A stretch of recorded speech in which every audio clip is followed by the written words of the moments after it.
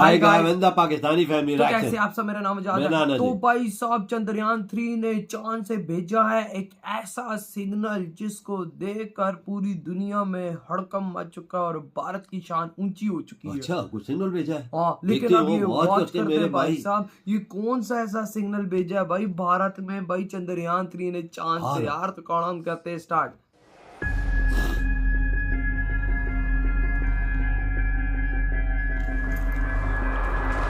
जी हाँ, आप अपनी स्क्रीन पे देख सकते हैं लैंडर मॉड्यूल।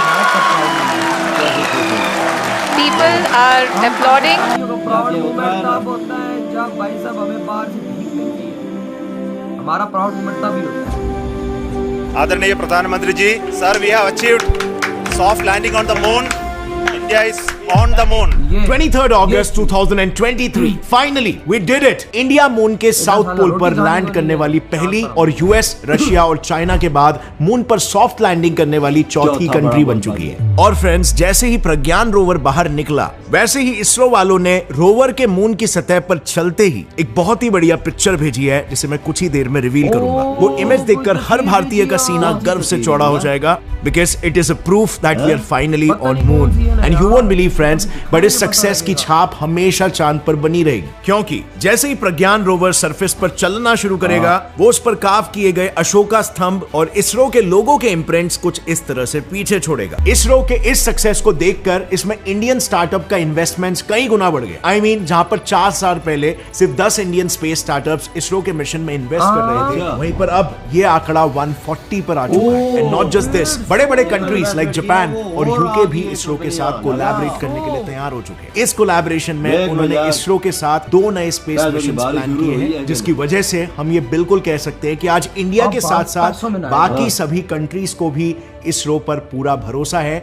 और ये भरोसा था कि इंडिया पहली वो कंट्री बनने वाली है जो साउथ पोल पर सॉफ्ट लैंडिंग करने में सफल होगी। बट वेट फ्रेंड्स, ये सिनेरियो 4 दिन पहले ऐसा बिल्कुल भी नहीं था। You know what? 4 दिन पहले तक रशिया का लूना 25 मिशन इंडिया के चंद्रयान 3 को कांटे की टक्कर दे रहा था। दरअसल 11 अगस्त 2023 को रशिया ने अपने लूनर मिशन लूना 25 को लॉन्च किया था, जिसे अनलाइक चंद्रयान 3 बिना पृथ्वी के अराउंड 5 बार ऑर्बिट किए डायरेक्टली लॉन्चिंग से सीधा मून के ऑर्बिट में दाखिल करवाया गया। और रशियन साइंटिस्टों के कैलकुलेशंस के अनुसार लूना 25 चंद्रयान 3 के 2 दिन पहले मून के साउथ पोल पर लैंड करने वाला था। बट अनफॉर्चुनेटली 19 अगस्त को अपनी आखिरी डीबूस्टिंग फेज के दौरान लूना 25 पर हद से ज्यादा थ्रस्ट लगाने की वजह से वो एक्सपेक्टेड ट्रैजेक्टरी से डिविएट हो गया और सीधा मून से टकराकर क्रैश हो गया। और इसी के साथ उनका ये मिशन वहीं पर खत्म हो गया। लेकिन इसरो के साथ साथ नासा के साइंटिस्ट को यह पक्का भरोसा था कि ऐसा हादसा चंद्रयान 3 के साथ होने के चांसेस काफी कम है। और ऐसा इसीलिए क्योंकि उन सभी को यह पता था कि रशिया की तरह हड़बड़ाहट में स्पेस में अपनी पावर दिखाने के लिए इंडिया ने यह मिशन को लॉन्च नहीं किया, बल्कि चंद्रयान 2 के फेलियर के पीछे जिन जिन वजहों का हाथ था, उन सबको समझकर सॉल्व करके चंद्रयान 3 को लॉन्च किया गया है काम एंड कंपोज्ड मैनर में। सिंपली स्पीकिंग, इसरो ने इस बार फुल प्रूफ प्लानिंग की थी, जिससे कि सक्सेस के चांसेस इस मिशन में बिल्कुल हाई। जब भी इसरो ऐसे स्पेस मिशन करता है या इंडिया टेक्नोलॉजी में आगे बढ़ता है, तो हम सभी भारतीयों का गर्व से सीना चौड़ा हो जाता है। लेकिन आज के तारीख में भी बहुत ही कम भारतीयों में असल में एक वैज्ञानिक दृष्टिकोण है। विज्ञान एक ऐसा माइंडसेट है जो किसी भी भारतीय की और पूरे भारत की तकदीर बदल कर रख सकता है। लेकिन कितने कम लोग हैं जो इसमें असल में रुचि रखते हैं, इस दृष्टिकोण को अपना के अपने लाइफ के प्रॉब्लम सोल्यूशन में मदद लेते हैं। Well, very less, because Bharat में इन जनरल साइंटिफिक टेम्परामेंट नहीं है, और इसी चीज को हम मिलकर बदलना चाहते हैं फ्रेंड्स। और इसीलिए हम सब साइंस लवर्स मिलकर एक मिशन पूरा करने के लिए निकल पड़े हैं, मिशन साइंटिफिक भारत। इस मिशन के बारे में डिटेल में मैं आपको वीडियो के एंड में बताऊंगा, but for now let's continue with it. Full proof planning का सबसे इंपॉर्टेंट स्टेप था टेस्टिंग, जहां मिशन के सभी इंस्ट्रूमेंट्स को उनके वर्किंग कंडीशंस के हिसाब से अलग अलग लेवल्स पर टेस्ट किया गया था। और इसमें सबसे पहले इसरो के साइंटिस्टों ने विक्रम लैंडर में फिट किए गए सभी सेंसर्स और नेविगेशन सिस्टम सेपरेटली टेस्ट किए थे, जिसे कोल्ड टेस्टिंग भी कहते हैं। इस टेस्ट का मेजर मोटिव था उनकी टेम्परेचर कैपेसिटी को चेक करना, यानी कि कोल्ड टेम्परेचर्स में वो ठीक से काम कर रहे हैं कि नहीं, क्योंकि जैसे कि हम जानते हैं चांद की सतह पर कोई भी एटमॉस्फेयर ना होने की वजह से, साथ में उसके साउथ पोल पर सूरज की किरणें ना पड़ने की वजह से वहां का एवरेज तापमान -13 डिग्री सेल्सियस है। और इसीलिए इतना कोल्ड टेम्परेचर होने पर सेंसर्स की हाईएस्ट वर्किंग एफिशिएंसी इंश्योर करने के लिए उन्होंने इससे भी 5 5 डिग्री कम यानी कि -18 डिग्री सेल्सियस पर उन्हें टेस्ट किया। इन सभी सेंसर्स में सबसे इंपॉर्टेंट सेंसर्स थे LPDC, LDV और LHDAC, क्योंकि ये सभी सेंसर्स लैंडर की पोजीशन, वेलोसिटी और उसके रास्ते में आने वाले ऑब्स्टिकल्स को डिटेक्ट करने का काम करते हैं। अब नॉर्मली इन लेजर सेंसर्स को एक थर्मल वैक्यूम चेंबर में टेस्ट किया जाता है, जहां पर लिक्विड नाइट्रोजन और लिक्विड हीलियम की मदद से स्पेस के ठंडे तापमान को रेप्लिकेट करने की कोशिश की जाती है। बट एज यू सी, ये काफी हैवी बजट प्रोसेस है। सो इसरो ने चंद्रयान 3 के केस में इसे बजट फ्रेंडली बनाने के लिए हेलीकॉप्टर्स की मदद ली थी। यू वोंट बिलीव, बट उन्होंने सभी सेंसर्स को हेलीकॉप्टर में लोड किया और हाई ऑल्टीट्यूड्स पर लेकर गए, जहां तापमान नेचुरली ही -18 डिग्री सेल्सियस होता है। वहां से सेंसर्स की सिग्नल भेजने और रिसीव करने की कैपेसिटी और लेटेंसी, यानी कि सिग्नल्स कितना लेट ट्रैवल करते हैं, इन सभी पैरामीटर्स को अच्छे से चेक किया। इसके बाद उन्होंने लैंडर को पावर देने वाले थ्रस्टर्स को टेस्ट किया, क्योंकि सॉफ्ट लैंडिंग के लिए लैंडर की स्पीड 6000 किलोमीटर पर आवर से 0 तक लानी पड़ती है, और वो काम सिर्फ और सिर्फ थ्रस्टर्स ही करते हैं। सो बेसिकली विक्रम लैंडर में 2 टाइप्स के थ्रस्टर्स यूज किए गए। पहला लैम, जो लैंडर को कंटीन्यूअस थ्रस्ट प्रोवाइड करता है। इसके लिए इसमें 2 लिक्विड फ्यूल्स है, हाइड्रोजीन और नाइट्रोजन टेट्रोक्साइड, जो मिक्स होकर एनर्जी प्रोड्यूस करते हैं एंड थ्रस्ट प्रोवाइड करते हैं। दूसरे टाइप के थ्रस्टर्स हैं जिन्हें कहते हैं रिएक्टिव कंट्रोल थ्रस्टर्स, यानी RCT, जो लैंडर की रोटेशनल वेलोसिटी और डायरेक्शन चेंज करने का काम करते हैं। तो देखो बेसिकली ना, ये RCTs लैंडर के स्टीयरिंग व्हील्स के जैसे काम करते हैं। इन 4 थ्रस्टर्स को इंटरवल पर इग्नाइट किया जाता है, जिससे लैंडर की पोजीशंस कंट्रोल करके उसे ऑर्बिट में रखना आसान हो जाता है। सपोज फॉर एग्जांपल, अगर लैंडर को लेफ्ट साइड में मोड़ना है तो राइट साइड के थ्रस्टर को इग्नाइट किया जाएगा, जिससे लैंडर लेफ्ट की ओर झुकेगा, and so on and so forth. So उन्होंने इन दोनों भी थ्रस्टर्स के मैकेनिज्म की जांच पड़ताल की, ताकि सॉफ्ट लैंडिंग के चांसेस एकदम बढ़ जाए। पर इन थ्रस्टर्स के साथ साथ सॉफ्ट लैंडिंग एक और पार्ट पर निर्भर करती है, जिसमें अगर जरा सी भी गड़बड़ हुई तो आखिरी पल में पूरा का पूरा लैंडर चकनाचूर हो सकता है, और वो है लैंडर के लेग्स। और इसके लिए इसरो के साइंटिस्टों ने मून के सरफेस को रेप्लिकेट करके एक टेस्ट बेड बनाया था, और उस पर लैंडर के लेग्स पर काफी सारे स्ट्रेस टेस्ट परफॉर्म किए। और इन्हीं सब टेस्टिंग के सक्सेसफुल रिजल्ट्स को देखते हुए इसरो के साइंटिस्टों को पूरा विश्वास था कि चंद्रयान 3 100% सक्सेसफुल होगा, और वही हुआ भी। उनकी फुल प्रूफ प्लानिंग सक्सेसफुल रही। उनके प्लान के अकॉर्डिंग जैसे ही लैंडर मून के ऑर्बिट में सरफेस से 745 किलोमीटर ऊपर आया, उसने सबसे पहले मून के सरफेस को स्कैन किया और एक परफेक्ट लैंडिंग स्पॉट को डिसाइड किया। जैसे ही एक लैंडिंग स्पॉट डिसाइड हुआ, लैंडर ने 1.6 किलोमीटर पर सेकंड की स्पीड से सरफेस से 30 किलोमीटर तक डिसेंड किया। यहाँ पर उसके सभी इंजन्स इग्नाइट हुए और लैंडर धीरे धीरे करके मून की सरफेस के करीब ट्रैवल करने लगा। इसी दौरान लैंडर के RCT थ्रस्टर्स ने लैंडर को लैंडिंग स्पॉट पर लैंड करने के लिए सही डायरेक्शन में अलाइन किया। मून सरफेस से 7.5 किलोमीटर की दूरी पर फिर एक बार लैंडर पर लगे कैमरास और सेंसर्स ने यह इंश्योर किया कि everything is ready for the big moment. और फिर जैसे ही उन्हें सब कुछ सही होने का सिग्नल मिला, लैंडर ने फिर से एक बार मून के सरफेस की ओर अपनी जर्नी फुल कॉन्फिडेंस के साथ शुरू कर दी। और फिर जैसे ही वो सरफेस से महज 800 से 1300 मीटर दूर था, उसमें लगे कैमरास ने सतह की पिक्चर लेना शुरू किया, सेंसर्स ने डेटा कलेक्ट किया, और ऑनबोर्ड कंप्यूटर्स ने इन डेटा को प्रोसेस करके ये कंफर्म किया कि सेंसर्स परफेक्टली काम कर रहे हैं कि नहीं। कंफर्मेशन मिलते ही लैंडर पर लगे RCT थ्रस्टर्स ने फिर से लैंडर को वर्टिकल डायरेक्शन में अलाइन किया फॉर सॉफ्ट लैंडिंग। जैसे जैसे वो नीचे आया, वैसे वैसे लैंडर के 4 लेग्स ने सॉफ्ट लैंडिंग की तैयारी कर ली। बेसिकली इन लैंडर लेग्स में माइक्रो स्टार और टचडाउन सेंसर्स लगे हैं, जिन्होंने मून के सतह की एलिवेशन और बम्प्स को स्कैन करके उसकी एक वर्चुअल मैपिंग की। उसके बाद इस मैपिंग के जरिए लेग्स में लगे हुए एक्चुएटर्स और इंक्लिनोमीटर्स ने उनके एंगल को एडजस्ट किया, ताकि जमीन से कॉन्टैक्ट करते वक्त लैंडर का बैलेंस ना बिगड़े। अब ये सारे प्रिकॉशंस के बाद भी साइंटिस्टों को ये पता था कि जिस मोमेंट पर लैंडर लेग्स मून सरफेस से कांटेक्ट करेंगे, तब भी वो एक शॉक फोर्स एक्सपीरियंस करेगा। और इसी शॉक को विथस्टैंड करने के लिए लैंडर लेग्स में एरोप्लेन की तरह कुछ ऐसे शॉक एब्जॉर्बिंग डैम्पर्स लगाए गए थे, जो अप्रोक्सीमेटली 4000 न्यूटन्स का फोर्स एब्जॉर्ब कर सकते हैं। और बाय द वे ये इतना फोर्स होता है कि अगर इस फोर्स से हम इंसान जमीन से टकराए तो हमारी सबसे मजबूत bone, that is the thigh bone, femur, वो तक टूट जाएगी। इन सभी एनालिसिस के बाद लैंडर मून सरफेस से 150 मीटर ऊपर पहुंचा, और उसने फिर से एक बार लैंडिंग स्पॉट की जांच पड़ताल की। जैसे ही उसे सब कुछ ठीक लगा, ऑनबोर्ड कंप्यूटर्स ने फाइनल डिसेंट का सिग्नल भेजा, और अगले 73 सेकेंड्स में ही लैंडर मून सरफेस पर लैंड हो गया। अब इसमें आप देख सकते हो फ्रेंड्स कि उन्होंने एक फुल प्रूफ प्लान बनाया था, जिसमें गलती की कोई गुंजाइश नहीं थी, और इसी प्लान को बखूबी एग्जीक्यूट करके चंद्रयान 3 ने एक नया विक्रम अपने नाम कर लिया। अब लैंडिंग के कुछ 4 घंटे बाद लैंडर से एक रैंप के जरिए प्रज्ञान रोवर डिसेंड हुआ, जिसकी पहली इमेज पृथ्वी पर आ भी चुकी है। ये है वो image and it's mind blowing. अब इसके बाद उसने सबसे पहले रिसीव ट्रांसमिट एंटेना की मदद से लैंडर के साथ कम्युनिकेशन एस्टैब्लिश किया, सो दैट लैंडर रोवर की इंफॉर्मेशन पृथ्वी तक पहुंचा सके। अब ये एंटेना किसी नॉर्मल टीवी के डिश की तरह ही सिग्नल सेंड और रिसीव कर सकता है, but there is a catch. इस कम्युनिकेशन के लिए उसे हमेशा लैंडर से 500 मीटर के रेडियस में ही रहना होगा, और अगर वो ये थ्रू आउट मेंटेन कर लेता है, this would be the start of the actual mission,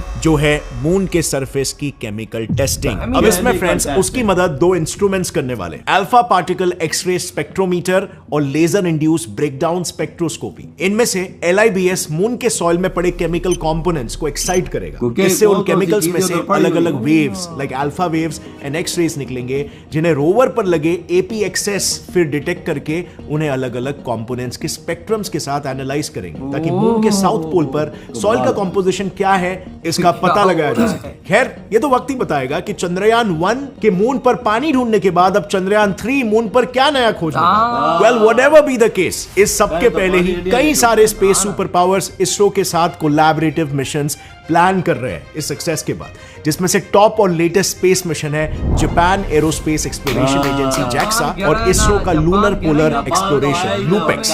इसमें लैंडर बेसिकली इसरो की टेक्नोलॉजी से बनाया जाएगा और रोवर और लॉन्च व्हीकल JAXA का। इसके साथ ही IIST बैंगलोर और कैम्ब्रिज यूनिवर्सिटी मिलकर इसरो की मदद से एक्सो वर्ल्ड्स नाम के एक प्रोजेक्ट को लॉन्च करने वाले हैं, जिसमें एक्सो प्लैनेट्स के एटमॉस्फेयर को स्टडी किया जाए।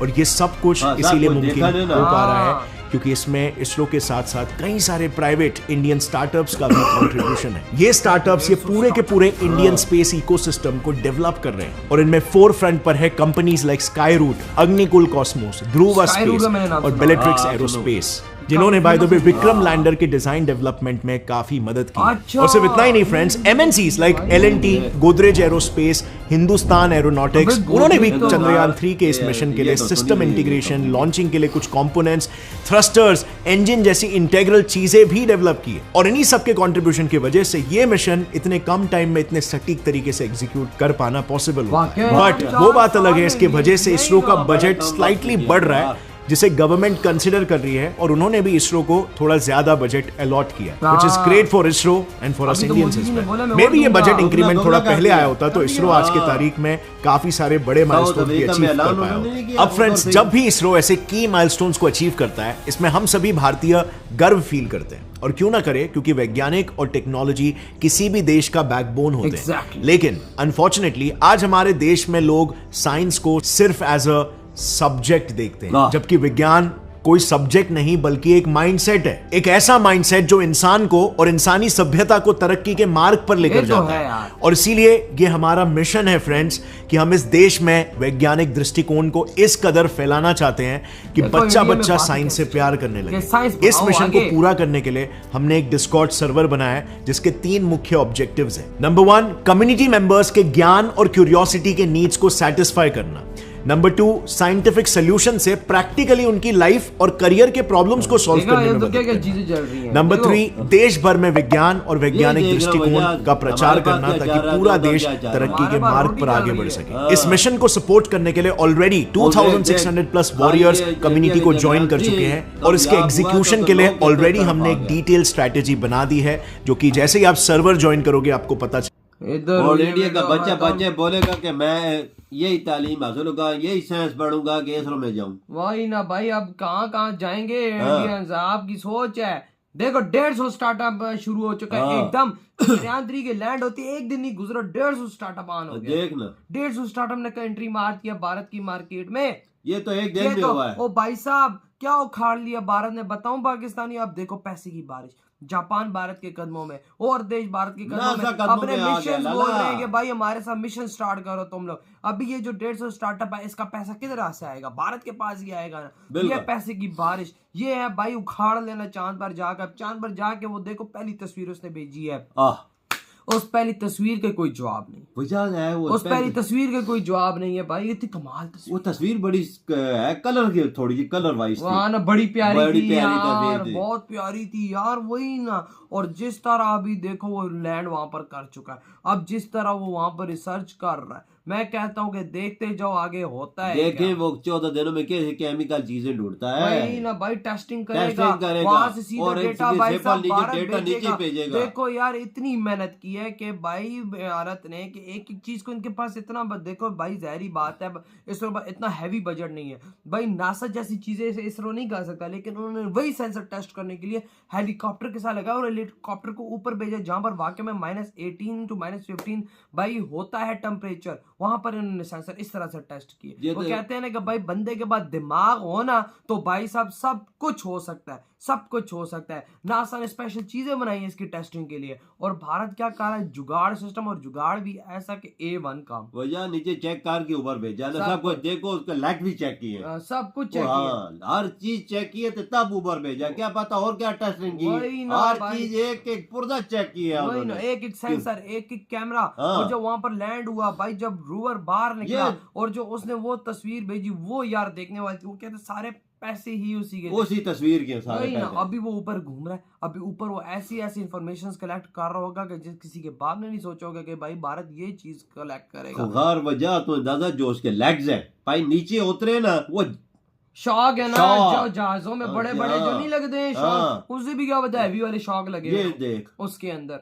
लगता तो ऐसा नहीं है, मैंने देख कमाल के लेग्स लगाए देखो यार। ना भाई साहब, अगर नहीं, अगर वो उसके अंदर शॉक ना लगाते तो यूं हो रहा होता, हाँ ना, वो तो बर्बाद हो यार जाता बेचारा ना, कमाल था। जंप होता वो लगते सारी डैमेज हो सकता था। लेकिन इनकी टेक्नोलॉजी देखो, इतने बड़े बड़े अंदर शॉक ऑब्जर्वर लगाए हैं लोग। अभी और दूसरी तरफ भाई जहां पर जापान देख वो भारत की कदमों में आ गया और है। 150 स्टार्टअप्स अलग, पैसे की रातों रात बारिशें शुरू भारत पर। तो यकीन कर, बार बार बड़ी बड़ी बार की कंपनियां इसरो के नीचे आ जाएंगी, ये आ गई हैं, और आएंगी। अभी तो ये तो स्टार्ट है सिर्फ, वही- अभी देखना। वही रहा। और हम अपने देश में, भारत अपने देश को मुबारकबाद कब देता है, जब वो अचीवमेंट हासिल करता है। हम लोग कब देते हैं, जब हमें रोटी नहीं मिल रही होती है, और रोटी उधारी हम लोग ले रहे होते हैं। हम लोगों का क्या बनेगा यार, क्या बनेगा। हम तो यही प्रे करते कि हमारा देश भी कोई ऐसी अचीवमेंट ले, हम भी खुशी से छाती ठोक के बोले हाँ भाई हमारे देश ने काम किया। तो हमारे देश वाले काम ही ऐसे कर रहे होते हैं, ना हमें कोई भीख दे रहा है, ना हमें कोई रोटी दे रहा है, बिजली महंगी, सब कुछ महंगा, फुल बर्बाद सिस्टम है। डॉलर आज 300 प्लस है, जाके देख लो, 300 5 प्लस रुपए है। यूनिट का फिर महंगा कर दिया। सब कुछ महंगा है बाबा, सब कुछ बर्बादी ये है। तो बिल्कुल खाना खराब हो वही हुआ ना, है। तो यार- तो ये मैं एक बात हूं, तुम बोल रहे हो ना, पाकिस्तान 1000 साल भी चांद पर नहीं जा सकता। नहीं जा सकता। तो यार आपके क्या थॉट है, वीडियो खत्म कर